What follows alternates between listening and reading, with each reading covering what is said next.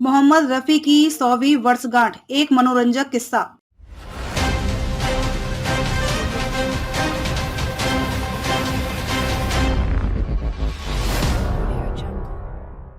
24 दिसंबर 1924 को पंजाब के कोटला सुल्तान सिंह गांव में जन्मे मोहम्मद रफी ने अपनी आवाज से भारतीय सिनेमा को अनगिनत हिट गाने दिए। उनकी गायकी ने न केवल संगीत जगत को अमर कर दिया बल्कि हर दिल में अपनी जगह बनाई। जो खत मुझे, दर्द दिल, दर्द जिगर, तेरे बिना जिंदगी से, कभी कभी ए खुदा जैसे गाने आज भी हमें गहरे एहसास दिलाते हैं। रफी साहब का योगदान हिंदी सिनेमा में अतुलनीय है और उनकी आवाज की मिठास सदियों तक याद रखी जाएगी।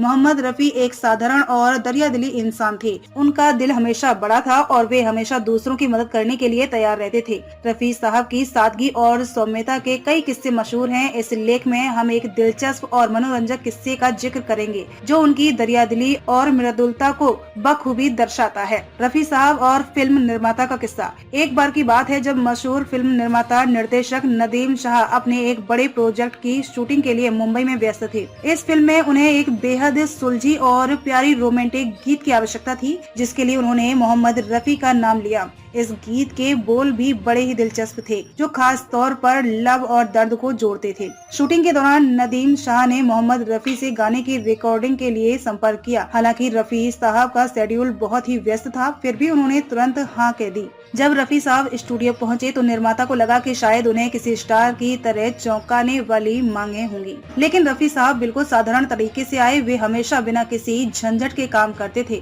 रफी साहब की एक खास बात यह भी थी कि वे हमेशा निस्वार्थ भाव से काम करते थे। वे खुद को कभी बड़ा कलाकार नहीं मानते थे और न ही किसी प्रकार के अहंकार में रहते थे। उनका मानना था कि कलाकारों को अपनी आवाज और हुनर से दर्शकों का दिल जीतना चाहिए, न कि किसी प्रकार की दिखावटी शान से। एक दिन नदीम शाह ने उनसे एक खास अनुरोध किया। उन्होंने रफी साहब से कहा कि गीत की शूटिंग के दौरान क्या वे एक छोटा सा अद्भुत सा अंदाज जोड़ सकते हैं जिसमें उनके संगीत और रचनाओं का एहसास हो। रफी साहब ने बिना कोई सवाल पूछे और बिना किसी तकलीफ के उसे स्वीकार कर लिया। शूटिंग के दौरान रफी साहब ने अपना जादू बिखेरा और जो गीत उन्होंने गाया वह रिकॉर्ड हो गया। परंतु जब निर्माता ने उन्हें रॉयल्टी की पेशकश की तो रफी साहब ने एक नए अंदाज में जवाब दिया। उनका उत्तर था, मेरे लिए सबसे बड़ी रॉयल्टी यही है कि मैं आपको संतुष्ट कर सकूं और लोग मेरे गाने को पसंद करें। पैसों से कहीं अधिक महत्वपूर्ण है कि एक गीत लोगों के दिलों में बस जाए। नदीम शाह इस दरियादिली से हैरान रह गए। रफी साहब का यह स्वभाव उनकी सच्ची महानता को दर्शाता है। वे कभी अपने काम को पैसे के नजरिए से नहीं देखते थे, बल्कि उनका उद्देश्य था केवल और केवल अपनी आवाज से लोगों का दिल छूना। रफी साहब का संगीत से जुड़ा अनमोल दृष्टिकोण। मोहम्मद रफी का संगीत के प्रति दृष्टिकोण और भी ज्यादा प्रेरणादायक था। एक बार उन्होंने अपने एक इंटरव्यू में कहा था,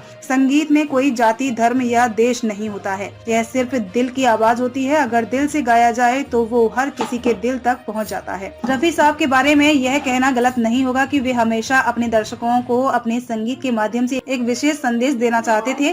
उनके गाने अक्सर जीवन की सच्चाइयों, दर्द और प्यार से जुड़े होते थे। उनकी आवाज में ऐसा जादू था कि वे न केवल रोमांटिक गाने गाते थे बल्कि दर्द, संघर्ष और हंसी मजाक के गाने भी उसी सहजता से गाते थे। रफी साहब का एक और महत्वपूर्ण पहलू उनकी आस्था और धार्मिक विचार थे। वे हर धर्म और संस्कृति का सम्मान करते थे और अपने जीवन में इसे हमेशा प्राथमिकता देते थे। उनके लिए कला और संगीत से बड़ा कोई धर्म नहीं था और इसी वजह से वे हर प्रकार के संगीत और शैलियों के साथ खुद को जोड़ पाते थे। रफी साहब की मुस्कान और सादगी। मोहम्मद रफी की मुस्कान की भी एक अलग ही पहचान थी। वह हर समय मुस्कुराते हुए दिखाई देते थे और अपनी इस सादगी से हर किसी का दिल जीत लेते थे। उनके साथ काम करने वाले लोग हमेशा कहते थे कि रफी साहब का कोई भी मूड खराब नहीं होता था। चाहे जैसे भी हालत रहे, वे हमेशा खुश रहते थे और अपनी मुस्कान से सबका हौसला बढ़ाते थे। उनकी आवाज की गहराई और उनके दिलों के जरिए उन्होंने हिंदी सिनेमा की अनगिनत यादें बनाई हैं, लेकिन उनके साथ जुड़ी सबसे खास बात यह थी कि वे हमेशा दूसरों की मदद करने में आगे रहते थे। मोहम्मद रफी की 100वीं जयंती के मौके पर हम उन्हें श्रद्धांजलि अर्पित करते हैं। उनकी आवाज का जादू सदियों तक याद रखा जाएगा।